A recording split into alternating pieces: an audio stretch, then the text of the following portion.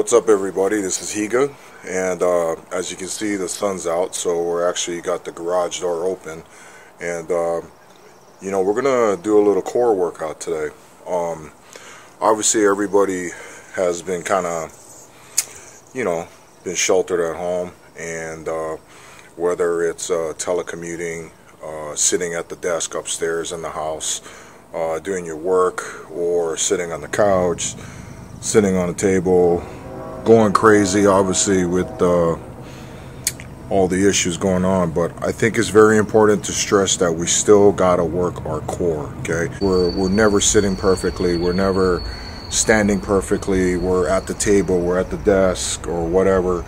I think it's important that you guys got to make sure that you do some core stuff. Okay, this is stuff that you can do inside your garage if you have like an ab mat. I'm pretty lucky, I got a strip of turf here in the garage, or you can do it in the comfort of your living room as well, or a bedroom.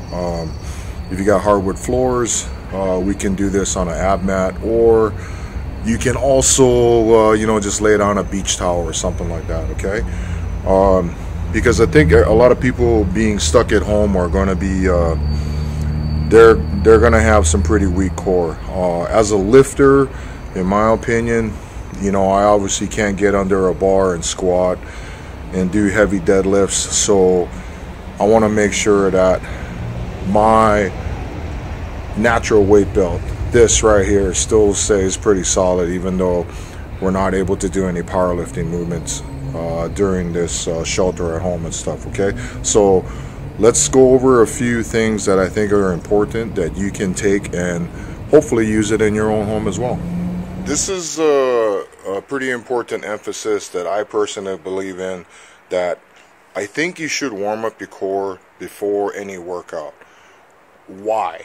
After you do a kick-ass workout in the gym, and we're obviously not in the gym, the last thing I want to do after 2 hours of training is freaking do core and stuff, So I think it's a good way to get your central nervous system firing, to start learning how to brace by doing a couple of these planks and stuff before a major workout, so that it gets me activated and stuff.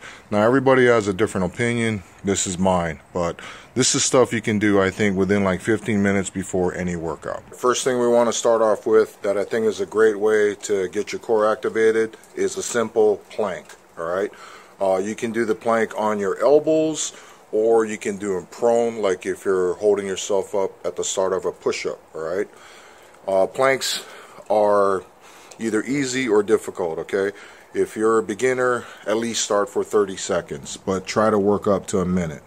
Now, how do I know I'm doing a proper plank? You got to make sure that your shoulder is stacked above your elbow. That's very important. Okay, if you got your elbows way too far forward, it's going to put a lot of strain on your rotator cuff, in my opinion.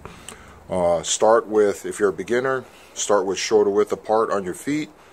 If you want to increase the difficulty on it, bring your feet close together, and then after being able to do this for at least 1 minute, if you want to increase the difficulty, go ahead and cross your feet, like do 30 seconds on one side, 30 seconds on the other.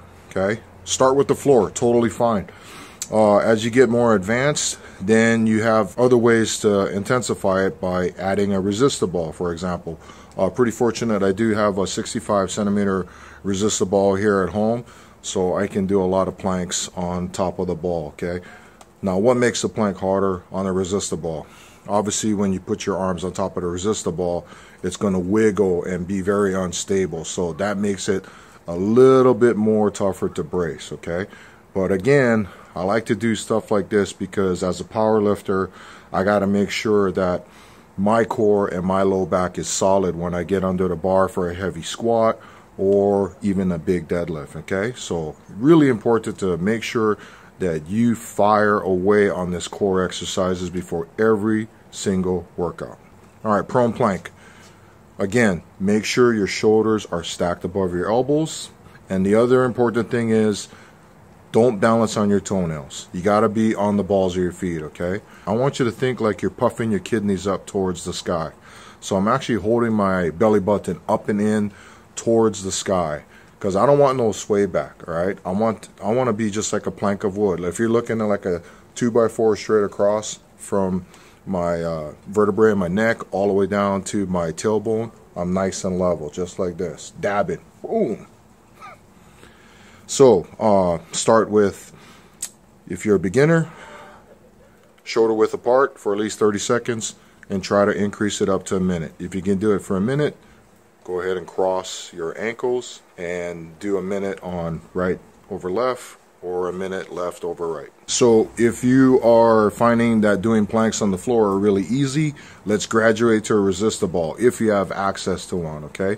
If you do have a resistor ball, know that the smaller the diameter of the ball is, the much harder it is.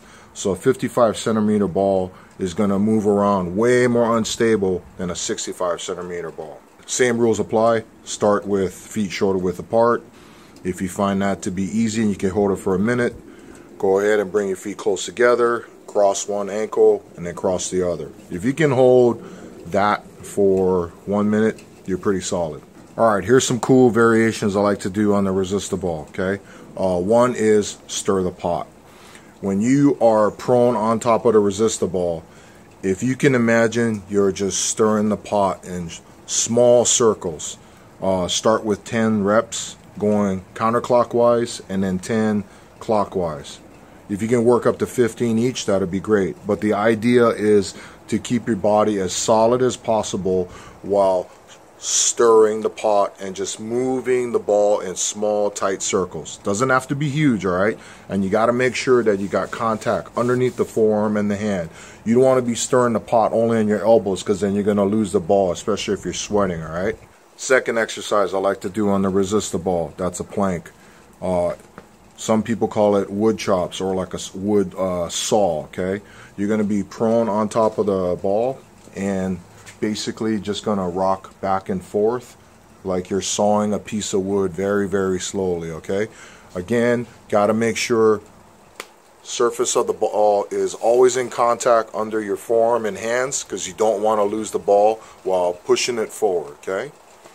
I call these wood chops, okay? Or just like you're sawing wood really slow, okay? Third exercise I like to do with the resistor ball, prone plank position.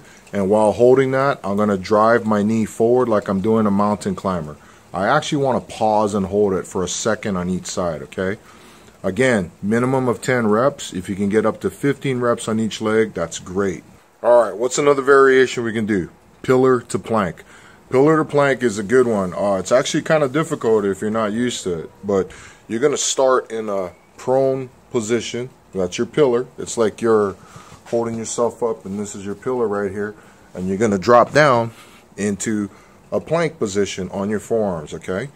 You get super important when you do this that wherever your elbow point is, it should be directly under your shoulder, okay? You don't want to be dropping down from pillar to plank position with your elbows so forward like this, all right? Got to make sure that when you set it down, this is what I tell everybody. Wherever your elbow point is, that's where my hand needs to be when I come up back in pillar, okay? So make sure, elbow point, I need to bring this hand to my elbow point to come up and push up.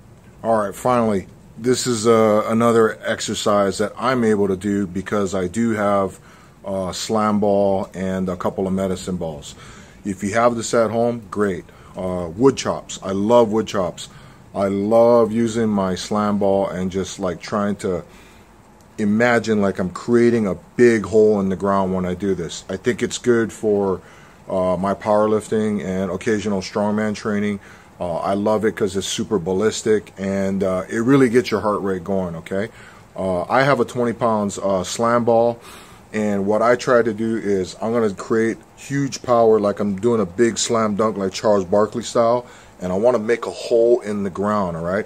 You need to come down with a lot of force, hold your core tight, and imagine trying to make a crater in the ground. Now, for advanced people, if you can do this, try to catch the ball off the bounce. That makes it a little bit more difficult, and I think works on my pecs as well, because when I slam the ball down, I actually have to squeeze real tight with my pecs to hold it from slipping off my hand. So I don't know, I kind of feel a little bit of chest work when I do big sets of this and stuff, all right? You can do 10 to 15 reps. You can start with forward wood chops, just straight down in front of you. Another way you can do it is left wood chops. So you're going to have your left foot forward and you're going to come around like a big windmill, just like if you're splitting wood. You want to have the slam ball end up outside the pinky toe of the lead foot, okay? And switch it to the right foot forward. Go right wood chops, make sure it's outside the right pinky toe as well. Now, Higa, okay, I don't have a slam ball. I do have a smaller medicine ball at home. How can I do this? I want to do this. All right, cool, totally fine. What you can do is just stay in a squat motion and use that little medicine ball and imagine that you're going to slam it in the ground, but put the brakes on it and hold that ball in place in your hands and do that for 15 reps. I mean, yeah, you want to slam the ball on the ground, but you can't. Totally fine. I think it'll get your heart rate going. You can also do a crisscross motion if you want with the same ball. I have a 6-pound and a 4-pound hard medicine ball at home that I feel is personally too light for me, but I can make it a little bit more challenging by standing on my BOSU, okay? Because even though it's a 6-pound medicine ball, if I do this slashing and wood chopping motions on a BOSU or my balance disc, that's really challenging on my core. So we're obviously trying to work with what we got, right? We're not able to go to the gym for the next couple weeks, so we're just going to make it happen and do what we can.